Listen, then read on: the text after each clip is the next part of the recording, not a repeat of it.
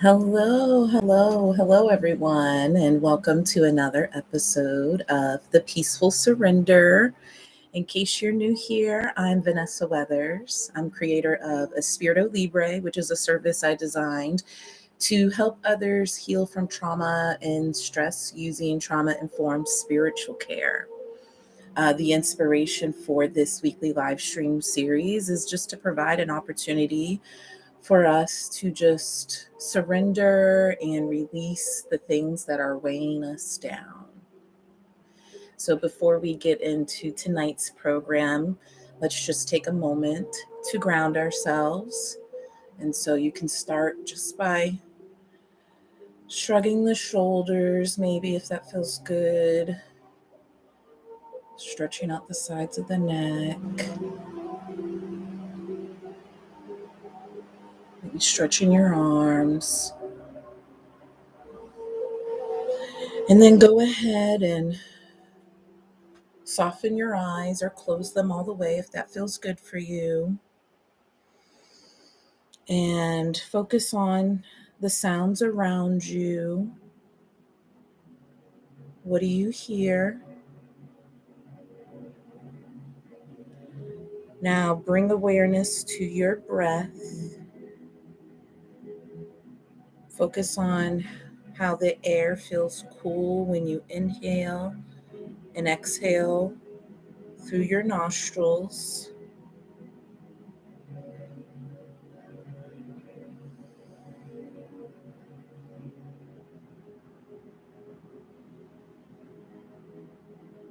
And then bring attention to the pattern of your breath, but don't change it. Just continue to breathe normally. But as you inhale inside your mind, say in.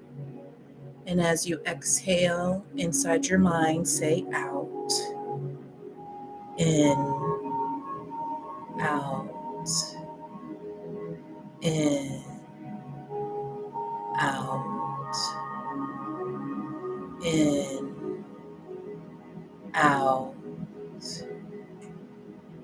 in, out.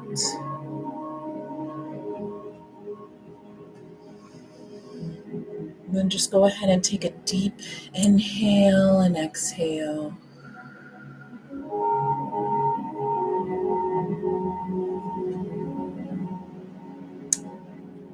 And now that we're feeling a little bit more still, let's open our eyes and just kind of anchor ourselves to our surroundings.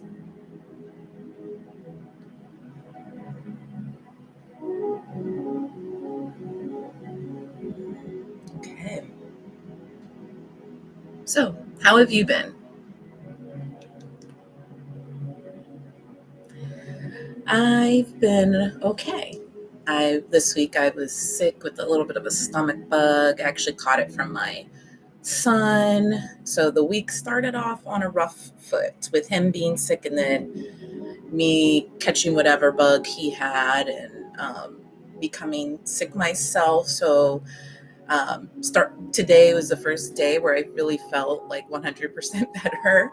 But those sicknesses, whether they're temporary or not, always kind of throw you for a loop. And so that's kind of what I've been grappling with this week. Definitely struggling with exhaustion. I feel like that's a recurring theme in my life, but because, my son had such trouble sleeping at the onset of the week, it really just kind of threw me off of my sleep pattern for the rest of the week. So I've spent this weekend just trying to make rest a priority for me, especially sleep. And yeah, overall, other than that, I've been doing pretty okay. And I hope that you are too. So, what's on the docket for tonight? So, today I wanted to focus on really the idea of surrendering or letting go of expectations that others may have of us that really don't benefit or serve us. Um, and actually, as I was prepping for this, I was, thinking a lot about, sort of the image I project in this role of, creator of a Spiritu Libre, spiritual counselor, and wanting to make sure that I'm not projecting this image of somebody who has it all together, who's 100% healed, and now I'm teaching others how to do it. No, I'm very much still on my healing journey. And so it's important for me to be transparent and vulnerable around those things, because I think it's an unrealistic expectation that people in positions such as mine, whether, you're some sort of counselor, coach, therapist, in some sort of role where you're, dispensing advice to people who are seeking it. I think there is this expectation that people in these roles have it all figured out, um, and they don't experience, the challenges that they're coaching others on and whatnot. And, I know firsthand, but also through interactions with other people who do this type of work, that that's just simply not the case. We are human, just like anybody else is susceptible to the challenges that everybody, faces and stuff. And so I really want to continue to try to be authentic and real in every interaction that I have with people, in terms of where I'm at and how I'm feeling. But it's taken me a long time to get to this point, because of things that I've internalized around ways I should be or ways that I shouldn't be. And so I felt that it was a good topic to discuss this evening. So when we talk about, you know, surrendering expectations that others have for us that don't serve us from a spiritual health perspective, this really infringes on our ability to freely express who we are at our core, but to also explore what this means to us. So, what I mean by that is, I'll just kind of use an example here. So if we think back to like childhood, think back to your childhood if you can, and you think about the different experiences that you had growing up, in terms of, what your experience was like with having the opportunity or having opportunities to express who you truly are, express your identity, right? Um, and sort of what the reactions were to those instances in which you are trying to sort of like test out, like, is this me? Is this me? Or just kind of like get feedback on, who you are as a person. But when you were a child, if you think back to, experiences around that, many of us experienced where we were discouraged in some form or fashion, whether the reaction was, nah, like we didn't really get any acknowledgement or validation, or if it was like extremely negative, where we were prevented or inhibited from expressing that aspect of our identity. Many of us were not given the room to really expand and, experiment and sort of test out these aspects of our of self and stuff.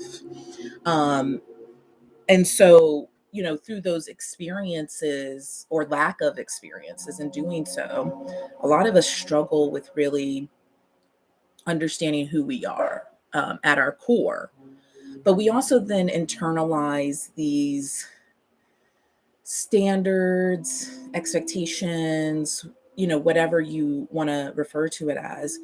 We internalize these ways in which we should be, whether that was something that was implicitly laid out for us, or explicitly laid out for us, or more implicitly um, internalized because of things we saw and didn't see, or things we heard and didn't hear as we were, growing up. We have gotten tons and tons and tons of messages and signals over our lives around what's acceptable and what's not. And so it's hard for us to sift through the noise and really kind of decide, is this an expectation that has explicitly been given to me. So somebody has communicated this to me in some form or fashion, or is this something that I've just sort of picked up based on observations, how I observe the world and stuff, and sort of internalize and put on myself? So that's usually one of the first things that I try to reflect on when I feel myself becoming critical of myself, is whose voice is it, or who is, where is this critique coming from?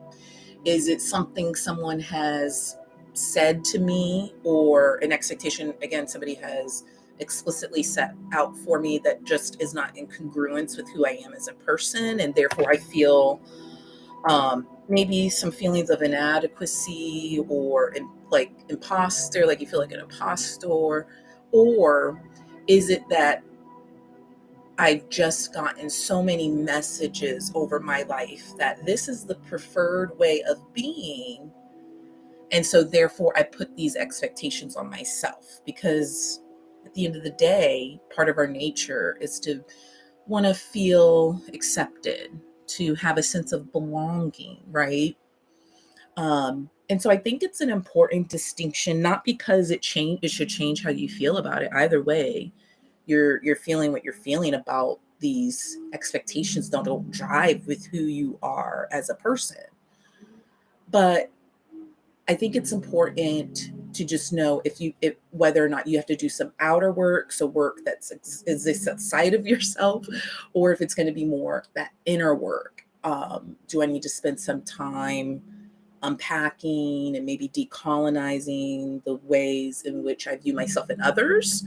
Or do I need to set boundaries? Or it could be a combination of the two, quite honestly, and usually it is. But I think just taking that pause there to sort of just reflect on, where is this coming? Where is this coming from? So that you know how to direct your energy in response to it. Um, so I like to take some time to think about that when I start to hear that inner that inner critic there. So a question that I've often thought of is, why do we care so much about what other people think of us? Why is it important that we live up to other people's expectations? Why is it important for us to be perceived in certain ways by people? Well, the thing is that it's just part of our biology, actually. It's just how we have evolved over many, many years as human beings. So we are communal creatures by design. We are designed to live in communities, and therefore to be part of collaborative environments. We are not built to survive on just by ourselves on our own. Um, and so this was the case even before we became humans. And so our psychology, our minds had to adapt to that, right? So if you think back to our prehistoric ancestors, pre-human ancestors, um, at that time, their survival was 100% tied up and dependent on their ability to be within a community, right? So, in order to have access to things like food and shelter and safety, right, from whether it be other groups or the wildlife that was around at that time, chances of survival increased when you were part of a group, a community, a clan, a tribe, right? And so that's been hardwired into our brains, right? Because in order to be part of the group, we had to be accepted, and we had to have that sense of belonging, right? And so, of course, then you would become aware of things like social norms, right? And if you knew innately your survival was tied to your ability to stay within this group, you would probably be less likely to engage in anti-social behavior, things that alienate the group members, things that make the group members want you to not be part of your group. And so that stuff got hardwired into our psychology and our physiology. And it's part of our subconscious, right? We don't have, it's not something that when we're born, we decide I'm going to care about what other people think about me. It's something that's default in every human being. And it's honestly a good thing. It's a good thing, right? If your society depends on cooperation, it's great that in our biology, we innately care about how others perceive us and our abilities to cooperate and be part of the community. But obviously, somewhere over time, those expectations in terms of who was included and who was excluded became so toxic and disgusting and just not at all in line with the natural rhythm of the earth and the universe. And so that's why today it's, that kind of ruminating over what people think about us, their opinions, and wanting to people please and stuff like that. That has been, unfortunately, manipulated and used against us. And so that's why a lot of us struggle with this, with inner critics, that having that inner voice that's very critical, or wanting to be maybe part of environments that are really just not, they were not built for us, for example. And so I just think it's fascinating. I always like to kind of go back and try to understand what's at play behind these things. And so just tying it back to sort of the topic of the evening, surrendering expectations that others have of us that aren't beneficial and, don't suit us.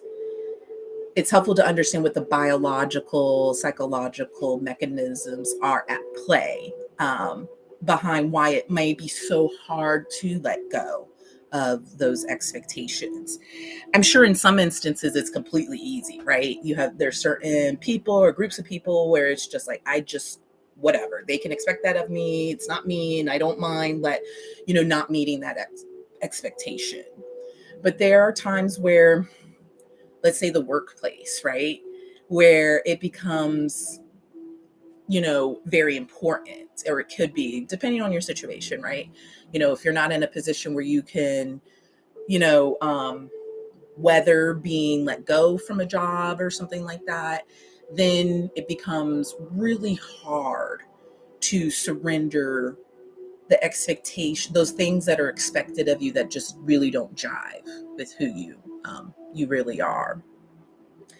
So I liken this to kind of similar to what we've been experiencing the last few years with, COVID, and how it's, altered our lives. We actually have been experiencing something much more pervasive at a larger, obviously a much more macro level from a spiritual perspective for centuries, in terms of things that have infected our natural way of being, our natural way of thinking and feeling, so that they're now almost weaponized against us. They're definitely used against us. They're used in a way to keep us in a state of fear, in a state of worry, in a state of anxiety. And this is going to be an ongoing theme in a lot of what I talk about through this work, because I do feel at my core that, this is this is what's at the root of a lot of challenges that we are facing as individuals and communities, and as a world, is this infection, if you will, this poisoning of the well that has been happening for the last 5, 6 centuries with the advent of, colonization, more specifically, white Christian supremacy. So that has been, for the last 500, 600 years, has been forcefully made the standard, the expectations of being part of the community, so to speak, right? So in order for you to be accepted and to have that sense of belonging, you need to be a white Christian, definitely male, but white Christian women are right up there as well in terms of the hierarchy of how life has been valued for the last several hundred years. And of course, this is totally counter to our nature. We lived in harmony as humans and animals and nature for millennia prior to the advent of this way of thinking, this way of, I guess you could say, living, although I don't think of it as a way of living because it's the opposite to our nature. But it's something that has really permeated every aspect of our lives. And we're not immune. And while we're not immune to it, we live our lives as if we are immune to it. Very similar to what's going on right now with the COVID pandemic. We're still in the pandemic, but a lot of us are going about life as if this pandemic isn't happening. And it's pretty much the same thing that has happened over the last 500, 600 years with this white supremacist, this notion, this ideal that everything that is part of like a white Christian culture is supreme and superior. And so we all hurt from that. We are all harmed by that. Even white people are harmed by these restricted, arbitrary ideals and expectations that literally are just made up, have no basis in the real world, in this real, natural, beautiful world that we live upon. Just people decided that this is the way that things are going to be. This is the persona, the archetype that we are going to elevate. And you know what? If you don't match this, that's your problem. And depending on how far away you are from that archetype, your life is going to be, that much worse off for it. So these are some of the larger dynamics that are at play in terms of why do we internalize, these things? Why do we hold on to expectations that others have of us that don't really serve us? It's because of all of this, all of that, that is going on. We have that natural desire to want to belong, but what happens when the powers that be, when the systems were specifically designed to not make everybody feel like they belong, to not accept everybody?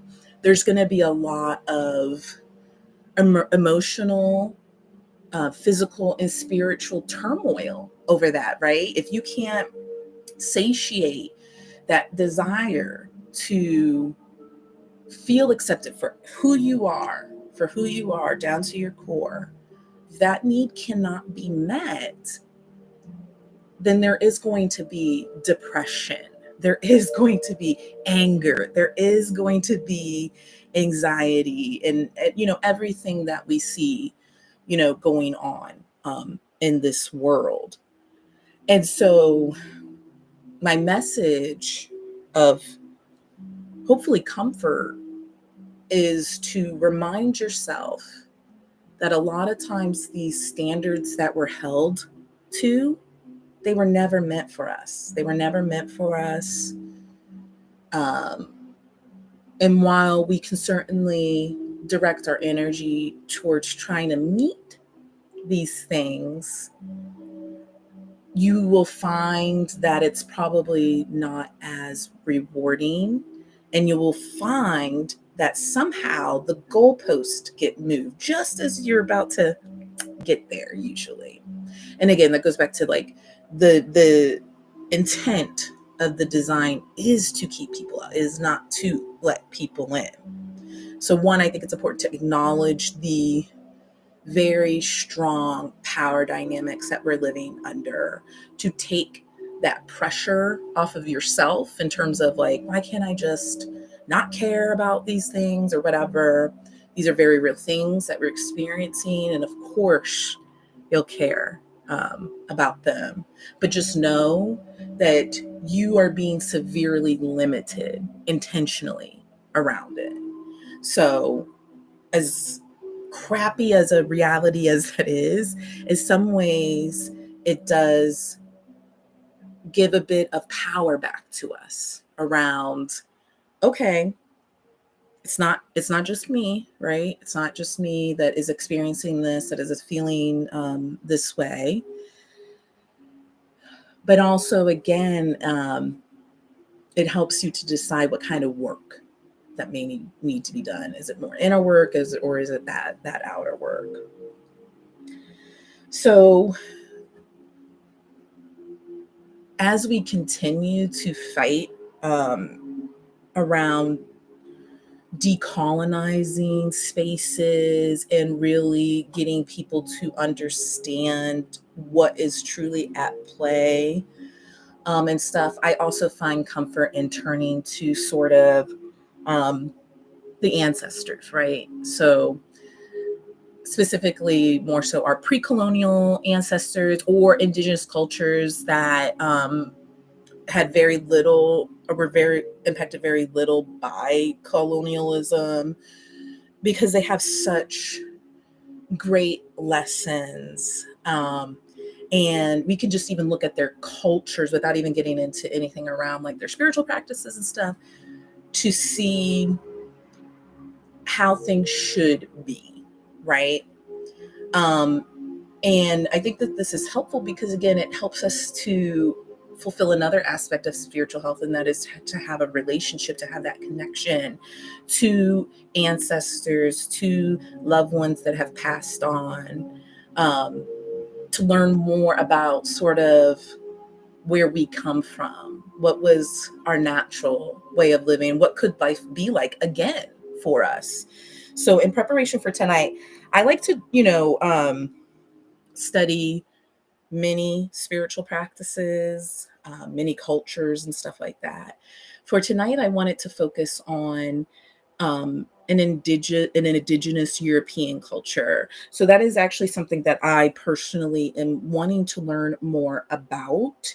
Um, I obviously invest a lot of my time into, you know, um, African culture and the cultures of the African diaspora, and then Indigenous American and Indigenous South American and stuff like that. That's where I spend most of my time. But I have been wanting to better understand what more about indigenous European culture, because I think that's something that, tends to get overlooked in these conversations. And I understand why, because the focus is on the people who have been severely impacted. But European Americans, whites, or Europeans, whatever you want to refer to them as, have also been severely separated from their way of living, from their indigenous practices, whether that be spiritual, cultural. So they've experienced a great loss as well. So in exchange for being accepted into the new Christian regime back several hundred years ago, they had to give up their traditions, and their practices and their knowledge. And this was always done by force. So for tonight, long story short, I chose an indigenous European culture to talk more about and to draw parallels around, again, what was life prior to colonialism? How does that relate to that inner critic and stuff? And why do we sometimes feel like, you know, not failures, but like we're not successful in this system and stuff? So the culture that I selected for this evening is the Sami, Sami. They're an indigenous people that can be found in Sweden, Norway, Finland, and Russia. They're a nomadic people. They're most known for herding reindeer and bringing up reindeer, and there's a, obviously a population of them that kind of follow the reindeer's herding rhythm most of the year. But they also are well known for their coastal fishing, fur trapping, and sheep herding. So very much living with nature, living off the land. They refer to their homeland as Sampmi, Sapmi. Um, Prior to the in contact with Christian missionaries and whatnot, um, their society was pretty open and egalitarian.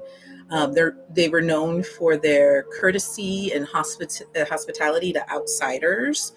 And that's something that's very similar to a lot of West African indigenous cultures. They were xenophilic, I believe is the right word. Instead of xenophobic, they're xenophilic. So they're very welcoming of outsiders. And when outsiders came, they would, treat them with kindness and courtesy, basic human decency, right?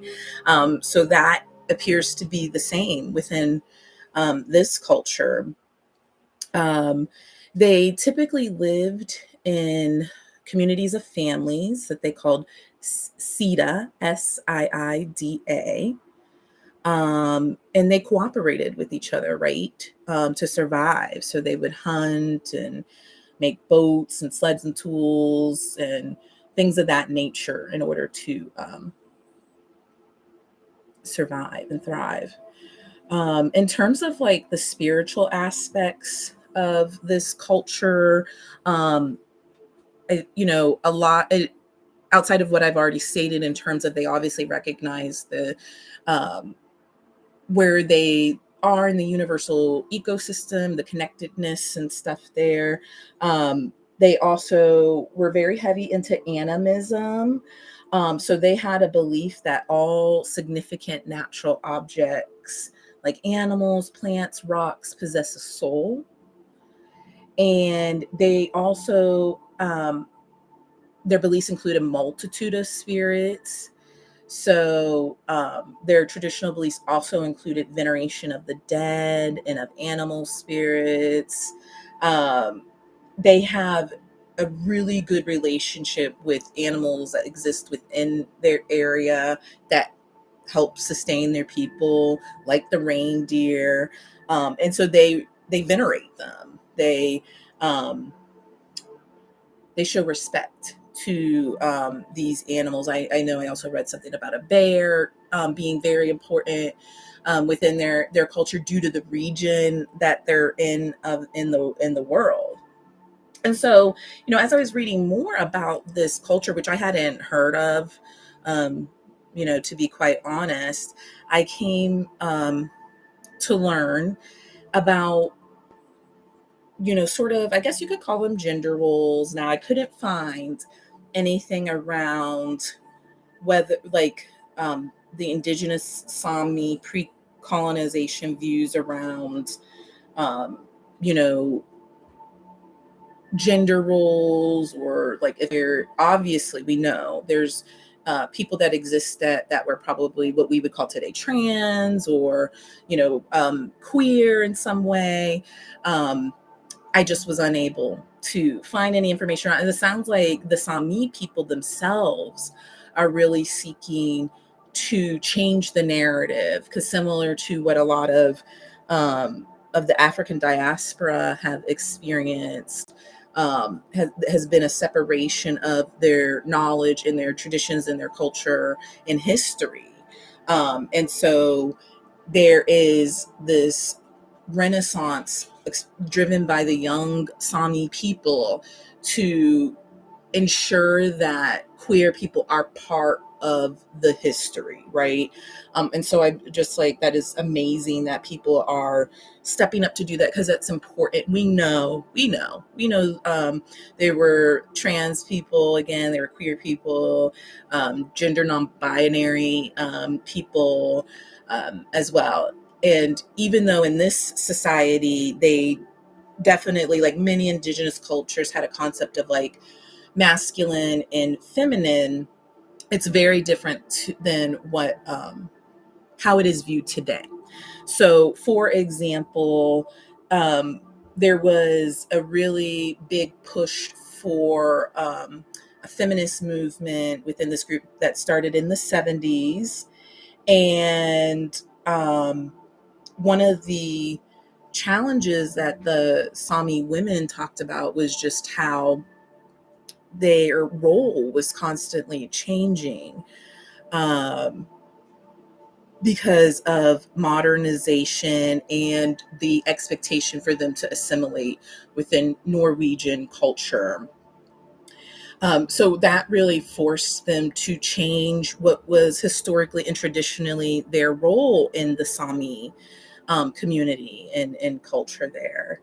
Um, so my understanding is that the Sami culture was pretty much matriarchal, um, right? So um, women ran the household. They took point on rearing the children and preparing for the hunts and the making of clothing and different trades in order for the community to function and run smoothly. Um, and one thing, and I think I'll just read it from this site that I got tonight's information from, but that I found particularly interesting is that, you know, so they, let me just verify my dates before I just make up information, but I believe it was in the 1700s when the Christianity was basically forced upon them. And then the Sami women started to see their role significantly change in the Sami community. And so um, there is an interesting sort of dual perspective. So there are some modern Sami women today who feel like, oh, yep, we do have power as women in our community. And then there are some that are like, no, our power was taken. So I'm just going to read from this site. So it says, many believe that Sami women are oppressed because of Christian influence in Samiland. Kirsty Palto says that Christianity has made women easy to subjugate because it teaches that women should be men's servants. She has a short story called Looking Back about a young Sami woman who's forced to marry the Christian man who raped her, bear his children, and then remain as his obedient wife until he dies. They say, while the story is an extreme example of the potential clash between Sami culture and Christianity, the main idea, which is they fear a life, because that Christianity brings a fear of life of servitude, um, is clear. So that's kind of like what the Sami women are fighting against is they they were matriarchs, they were leaders in their community, and because of Christianity and coming in and saying, you should listen to your husband, you should be service to your husband and do um, as the husband says, they lost their power, which is an interesting, sort of juxtaposition to um, a lot of the dialogue that we hear in the States, right? Around, women not wanting to be pigeonholed in the role of domestic caretaker. And so I was reflecting on that, this afternoon, because as women, as femme people, there are a lot of expectations of us that don't serve or benefit us. But we are diverse amongst ourselves as women and femme people. So I respect that there are um, indigenous cultures who are trying to reclaim the role that women, um, historically and traditionally played within their community as the matriarch, which, although it did include overseeing the domestic side of things and the rearing of children, it was done in community. It didn't fall on one person. Unlike today, where you might have, you know, a single parent, a stay-at-home parent who is expected to run an entire household all by themselves, unless they are privileged and can afford to have some help. You have everything falling on the shoulders of one person, right? Ideally, if you are in a good partnership, you might have both of you trying to hobble about getting everything, you know, um, done around the house. But in a lot of indigenous cultures, while women were overseeing these things, they had the help of the entire community, right? So they were tasked with really assessing what the community needed and keeping everybody like a well-oiled machine. Whereas today, a lot of women and people, they're not only tasked with that mental, what I describe as mental labor or thought labor, they are also tasked with the physical labor of things. And so we have these unrealistic expectations of what one person can do, regardless of gender, right? Of what an individual should be able to accomplish, and stuff. And, I appreciate that our ancestors recognize that one person can't do it all. And so they really built the cultures and communities around that need for collaboration, the need to come together.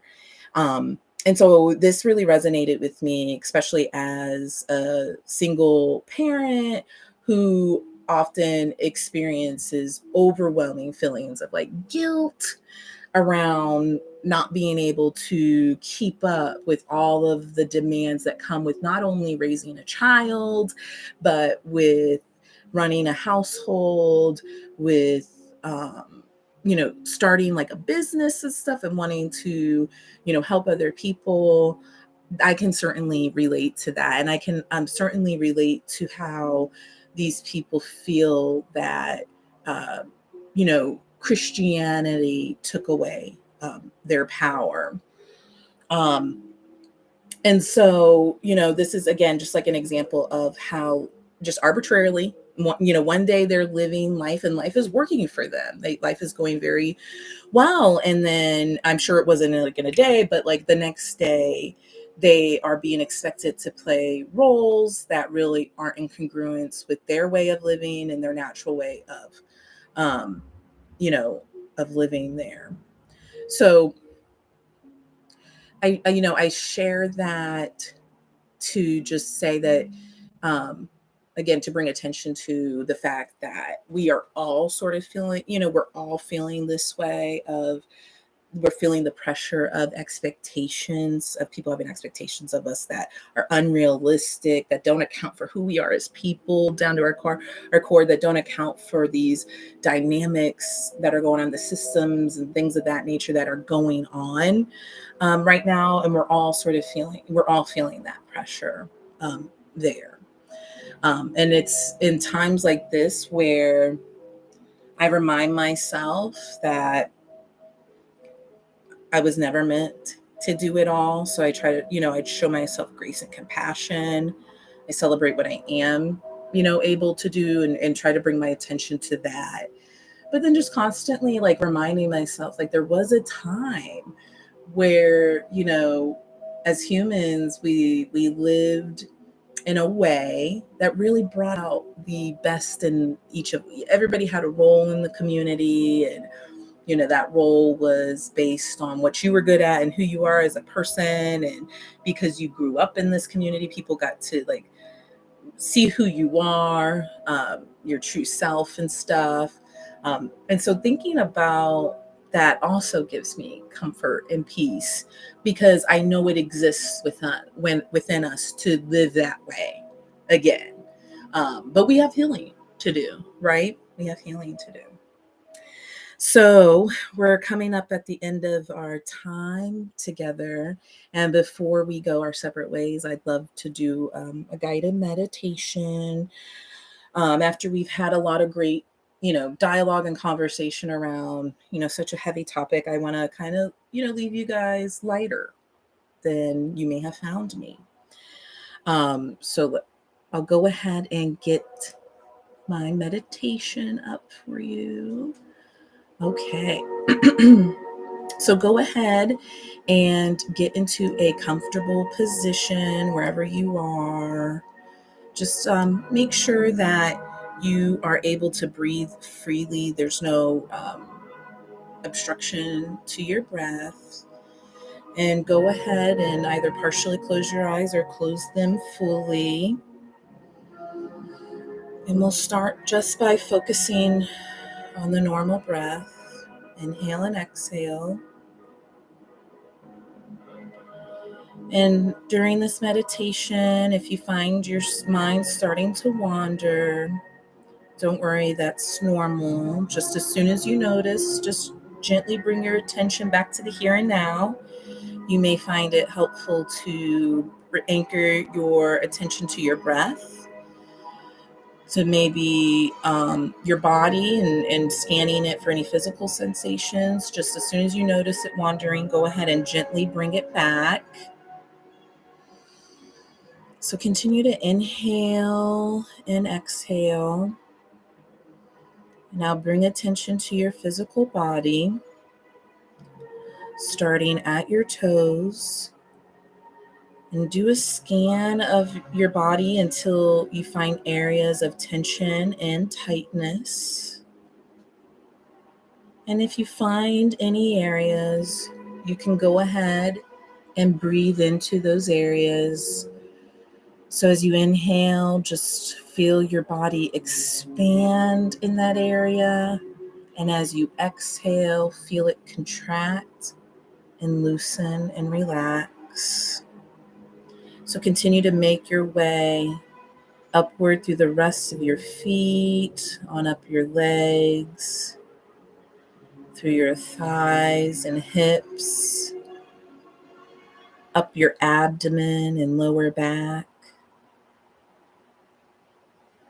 through your rib cage and mid back, through your chest and upper back, coming up your neck, through your jaw, mouth, and ears, through the area of your eyebrows and forehead, and then to the top of your head. Next, we're going to take in 3 deep breaths. And with these breaths, I want you to breathe in deeply through your nose, filling your lungs and belly with air, and imagining you're breathing in the purest oxygen.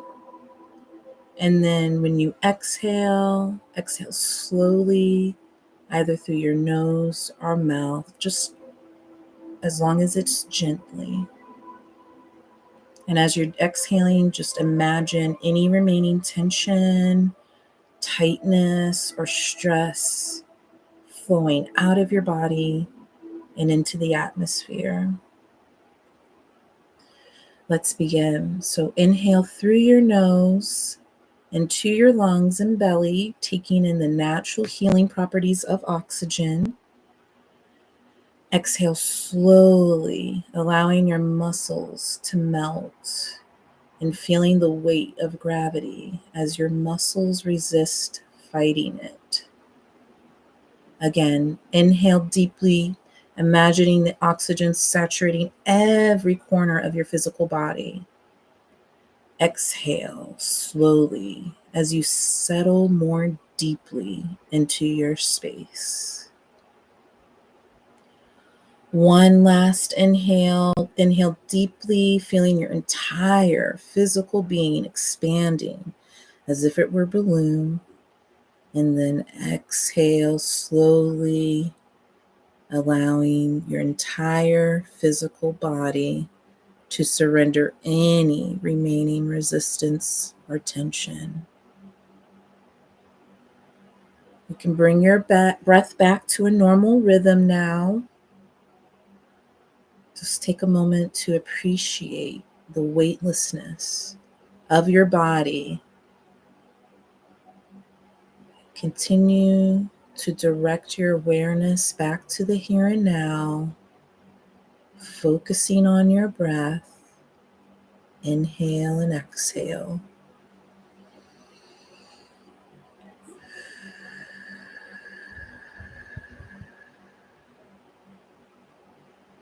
For now, you are focused on self and being present in the moment. Taking this time to remind yourself that as a divine being, you are deserving of rest. Because rest is important to your spiritual health and growth. Because rest is an act of resistance. Because rest helps us heal. Because we rest for our ancestors who weren't allowed to rest. We rest so we can feel our connection to nature, to each other, and to the source. Take a moment to express gratitude to yourself for getting you to this experience and to this moment, for surrendering your worries, for creating the space and time to tap into your innate abilities to heal yourself,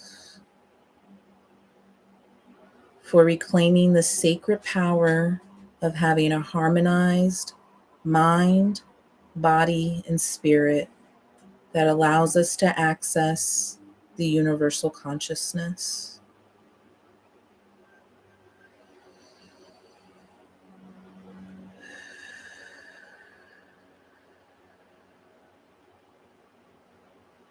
And when you're ready, begin to bring yourself back to consciousness by anchoring to my voice or any other sounds in your environment.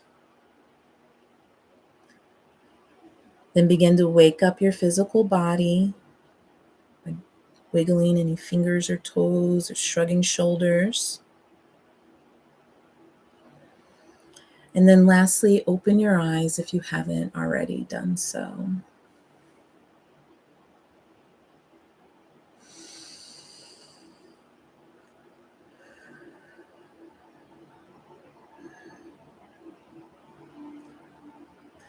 Thank you so much for joining me again this week. I hope you have found this time to be helpful and found yourself surrendering what isn't serving you a little bit more.